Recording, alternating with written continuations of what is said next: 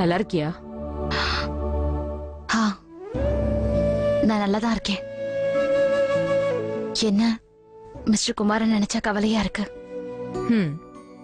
இப்பவாவது உன்னை பத்தி யோசிய. என்னை பத்தி தான் நான் யோசிச்சுக்கிட்டு இருக்கேன். அதனாலதான் அவரை பத்தி எனக்கு கவலையா இருக்கு.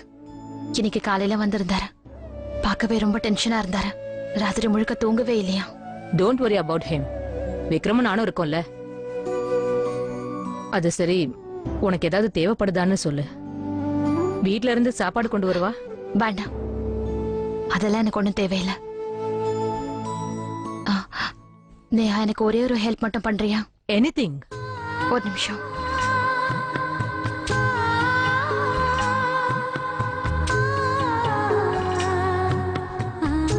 இத மிஸ்டர் குமாரோட ரூம்ல வச்சிடுறியா?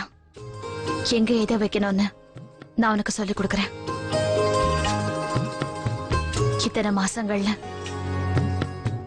அவருக்கு என் கூட இருந்து பழக்கமாயிடுச்சு. தெரியல, எல்லாத்தையும் தனியா இருந்து எப்படி ஹேண்டில் பண்றாருன்னு எனக்கு தெரியல. ஒருவேளை இந்த சீட்டு அவரோட தனிமையை போக்குறதுக்கு அவருக்கு உதவி பண்ணலாம்ல நேஹா? நிச்சயம் உதவியா இருக்கும்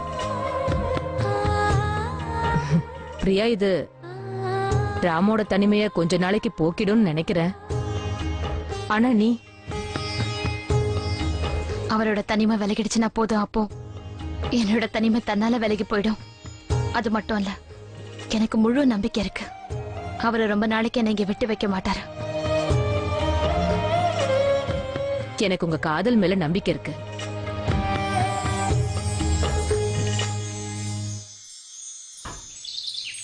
வக்கீல் சார், ப்ளீஸ்.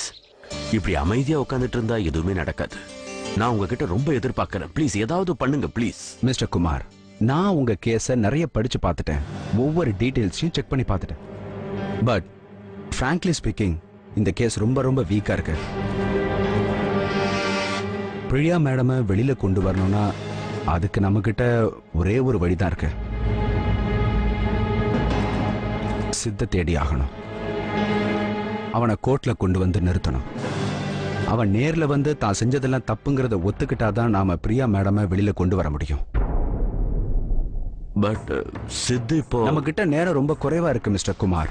கோர்ட்ல எந்த எக்ஸ்கியூசஸும் எடுத்துக்க மாட்டாங்க. நாளைக்கு நமக்கு ஹியரிங். எப்படியாவது சித்த கொண்டு வந்து நாளைக்கு கோர்ட்ல நிறுத்திடுங்க.